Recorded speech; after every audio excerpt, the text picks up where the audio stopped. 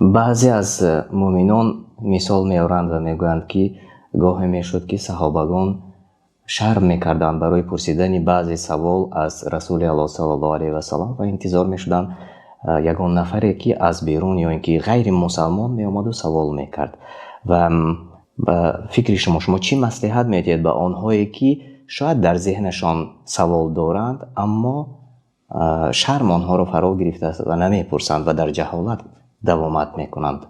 البته در این مسئله، یعنی در مسئله علمی شرم داشتن، این مذموم است، یعنی صفتی بدی شرم است. شرم و حیا اصلا صفتی عالی هست، ولیکن در مسئله دین و در مسئله علم آموزی صفتی مذموم است، یعنی صفتی خوب نیست، صفتی بد است. بنابراین حضرت عایشه رضی الله عنها مادر مومنین ها گفتند که رحم الله نساء الانصار، الله تعالی رحم کند زنهای انصاری ها را، یعنی اهل مدینه را، لم یمنعهن الحیاء ان یتفقهن فی الدین، شرم و حیا آنها را پیش راه آنها را نگرفت که در دین فقیه گردند.